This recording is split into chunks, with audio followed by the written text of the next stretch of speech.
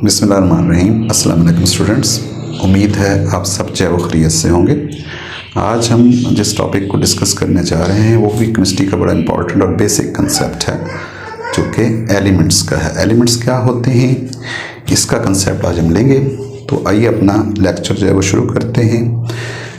Element जो है वो बेसिकली इसकी जो डेफिनेशन है वो ये है कि इट इज़ अ सब्सटेंस, ये ऐसी शय है made up of a similar atoms, जो एक जैसे एटम्स पर मुश्तमिल होता है। अब एक जैसे एटम जो हैं वो कैसे होते हैं उसके साथ ही उसने जो है वो बता दिया है कि हैविंग सेम एटॉमिक नंबर्स, जिनके एटॉमिक नंबर क्या होते हैं, एक जैसे होते हैं। एटॉमिक नंबर का कंसेप्ट जो है वो क्या होता है, एटॉमिक नंबर किसी भी एटम जो है उसके अंदर प्रोटॉन्स की जो तादाद है, number of protons in the nucleus of an atom is called its atomic number. Having same atomic numbers and cannot be decomposed into simple substances by ordinary chemical means, जिसको हम आम कीमियाई तरीकों से ब्रेक नहीं कर सकते हैं, उसको तोड़ नहीं सकते। हाँ, स्पेसिफिक केमिकल मींस के ज़रिए हम उसको ब्रेक करते हैं, लेकिन जो ऑर्डिनरी मेथड्स होती हैं उनके ज़रिए इसको तोड़ना जो है वो मुश्किल होता है। तो ये बेसिकली डेफिनेशन है एलिमेंट की, और एलिमेंट में जो दो तीन बातें हैं वो बड़ी इंपॉर्टेंट इसकी डेफिनेशन में है।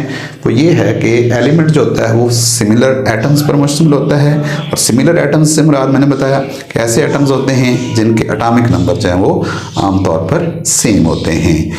उसके बाद उसको डिकम्पोज नहीं किया जा सकता है। डिकम्पोज अगर करना तो इसके लिए स्पेसिफिक केमिकल मीन्स होते हैं जिनका आगे जाकर हम जिक्र करेंगे कि उनके ज़रिए हम उनको तोड़ सकते हैं, लेकिन आम मेथड्स के ज़रिए उसको तोड़ना मुश्किल होता है।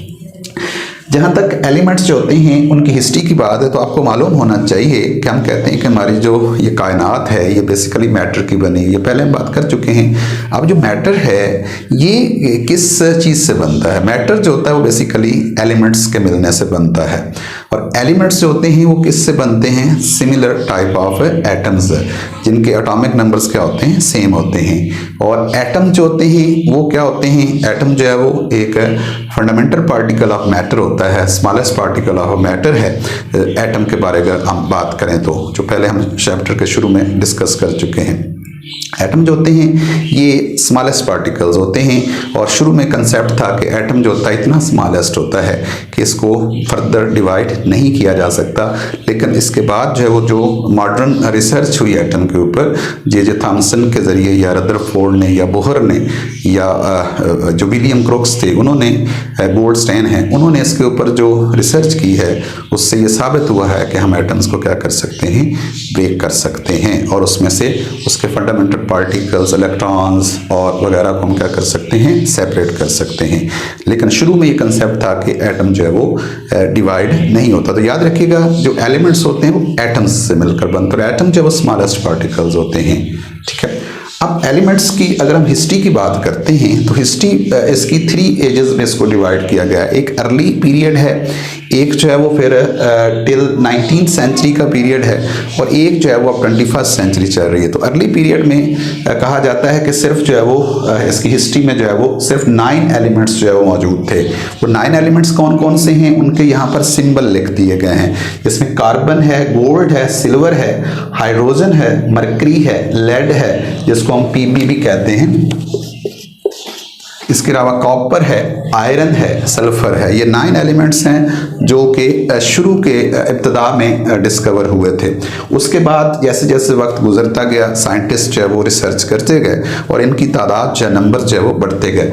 टिल 19th सेंचुरी इनकी तादाद जो थी वो 63, यहाँ पर भी मैंने मेंशन किया 63 एलिमेंट्स हो गए। उसके बाद फिर फर्दर इसके ऊपर रिसर्च हुई, और अब जो है वो नौ जो एज चल रही है, जो मॉडर्न पीरियड चल रहा है केमिस्ट्री के अंदर, उसमें इनकी जो तादाद है, जो नंबर्स हैं वो 118 है। 118 जो एलिमेंट्स हैं वो टोटल हैं, जिनमें से 92 एलिमेंट्स के बारे में कहा जाता है कि वो नेचुरल होते हैं, कुदरती तौर पर पाए जाते हैं। बाकी एलिमेंट्स जो होते हैं वो आर्टिफिशियल हैं, मुख्तलिफ तरीक़ों से उनको पैदा किया गया है। तो अब जो टोटल तादाद हमारे पास जो लेटेस्ट जो है वो 118 एलिमेंट्स जो हैं वो मौजूद हैं इस कायनात के अंदर।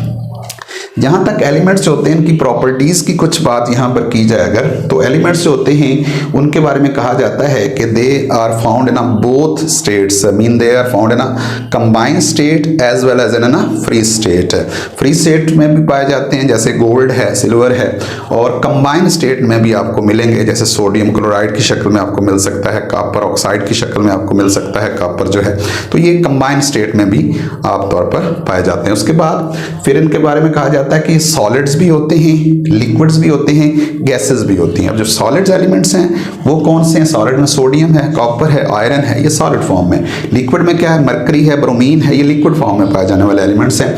गैसेस में क्या? ऑक्सीजन है, नाइट्रोजन है, हाइड्रोजन है, ये एलिमेंट्स वो हैं जो गैसियस स्टेट में आमतौर पर पाए जाते हैं। तो these elements are found in both three state of matter, solid, liquid and gases. Elements के बारे में हम पहले इब्तिदा में बात कर चुके हैं कि they are made up of similar atoms, वो एक जैसे एटम्स पर मुश्तमिल होते हैं। एक जैसे एटम मीन्स, इसको रिपीट कर देता हूँ डियर स्टूडेंट्स, एक जैसे एटम मीन्स के they have a same atomic number. Atomic number मैंने बताया, आगे जाके इसका टॉपिक हमारा एटॉमिक नंबर और एटॉमिक मास में हम इसको क्लियर करेंगे कि these are the number of protons which are found inside the nucleus of an atom. Atom के न्यूक्लियस में पाए जाने वाले प्रोटॉन्स की तादाद को आमतौर पर एटॉमिक नंबर कहा जाता है। Each element have a specific properties जो दूसरे एलिमेंट से बिल्कुल क्या होती हैं? डिफरेंट होती हैं। इसी तरह elements can be broken down by specific chemical means, not by ordinary chemical means. Ordinary chemical तरीकों से हम इनको ब्रेक नहीं कर सकते हैं, लेकिन स्पेसिफिक केमिकल मीन्स के जरिए हम एलिमेंट्स को ब्रेक कर सकते हैं। अब जो एलिमेंट्स हैं वो अगला क्वेश्चन ये पूछा जाता है कि what is the where do usually elements do occur. Elements आमतौर पर कहाँ पाए जाते हैं? तो डियर स्टूडेंट्स, एलिमेंट्स जो है वो मेजॉरिटी जो एलिमेंट्स की है वो थ्री जो है वो उनकी प्लेसेस है जहाँ पर वो आमतौर पर हमें मिल सकते हैं इन दिस यूनिवर्स।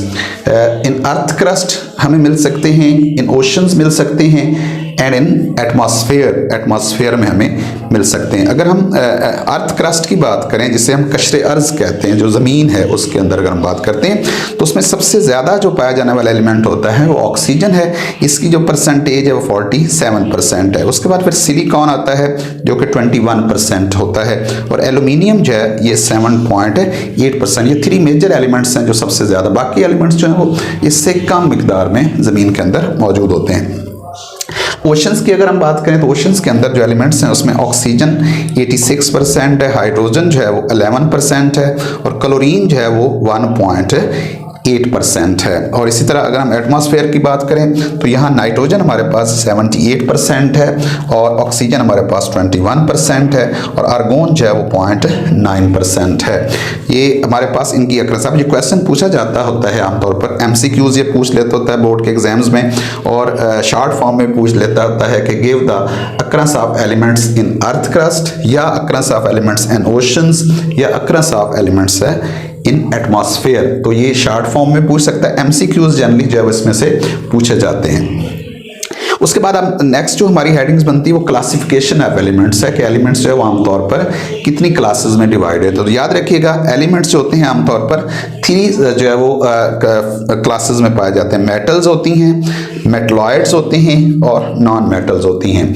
अब मेटल्स जो हैं इनकी यहाँ पर मैंने डेफिनेशन थोड़ी सी लिख दी है कि these are the elements which are electropositive in nature, जो इलेक्ट्रोपॉजिटिव होते हैं। Electropositive means they can lose electron easily, वो इलेक्ट्रॉन आसानी से लूज करते हैं। वो क्यों लूज करते हैं इसकी आगे जाके हम नेक्स्ट जो हमारा टॉपिक होगा वैलेंसी का, उसके अंदर हम इसकी बात करेंगे।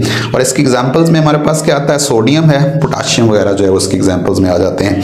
मेटलाइड्स क्या होते हैं? मेटलाइड्स के बारे में कहा जाता है these are those elements which have the properties of both metals and non metals. इनके अंदर मेटल्स और नॉन मेटल्स दोनों की प्रॉपर्टीज या खसूसियात मौजूद होती हैं, जिसकी एग्जाम्पल हमारे पास जिंक आ जाता है, एल्यूमिनियम आ जाता है। ये वो एलिमेंट्स हैं जो बोथ प्रॉपर्टीज जो है वो कैरी करते हैं मेटल्स और नॉन मेटल्स की। जबकि थर्ड हमारे पास जो ग्रुप है इनका वो कौन सा है? वो हमारे पास है नॉन मेटल्स है। नॉन मेटल्स के बारे में कहा जाता है they are electronegative in nature. Electronegative होती हैं। इलेक्ट्रोनेगेटिव का मतलब ये होता है कि दे कैन गेन इलेक्ट्रॉन्स, वो इलेक्ट्रॉन गेन करती हैं। गेन क्यों करती हैं इसका कंसेप्ट भी आगे जाके हम वैलेंसी के अंदर जो है वो डिस्कस करेंगे। अब इसकी एग्जांपल्स कौन सी होती हैं? ऑक्सीजन है और नाइट्रोजन, और इसके अलावा और भी नॉन मेटल्स जैसे क्लोरीन, हाइड्रोजन है वो भी जो है वो हमारे एटमॉस्फेयर के अंदर मौजूद होती हैं। तो यूं डियर स्टूडेंट्स, ये हमारे पास लॉन्ग फॉर्म में क्वेश्चन आता है तो उसमें आपने इसको डेफिनेशन लिखनी है, इसकी हिस्ट्री लिखनी है, early history till 19th century, और नौ जो मॉडर्न पीरियड चल रहा है 21st सेंचुरी, उसमें आपने इनके नंबर्स बताने हैं। उसके बाद प्रॉपर्टीज़ का आ जाएगा, फिर आपने अक्रंस देनी, और आखिर पर जो है वो क्वेश्चन के एंड पे आपने क्लासिफिकेशन को डिस्कस करना है। ये क्वेश्चन लॉन्ग फॉर्म में भी एग्जाम्स के अंदर पूछा जाता है, और शॉर्ट फॉर्म में अगर पूछेगा तो डेफिनेटली वो डेफिनेशन अलग पूछ सकता है, हिस्ट्री अलग पूछ सकता है, प्रॉपर्टीज अलग पूछ सकता है। अक्रंस में फिर अर्थ क्रस्ट, ओशंस और एटमॉस्फेयर जो है इसमें अक्रंस पूछ सकता है, और फिर क्लासिफिकेशन में आपसे पूछ सकता है एलिमेंट्स की कि इसकी क्लासिफिकेशन कौन कौन सी है, उसके बारे में आपने एग्जाम्पल्स के साथ उसको क्लासिफिकेशन जो है वो एक्सप्लेन करनी होती है। होपफुली आपको एलिमेंट्स जो होगा उसका कुछ कंसेप्ट जो है वो आइडिया आ गया होगा। तो अगले लेक्चर तक के लिए दुआओं में याद रखिएगा। अल्लाह हाफिज़।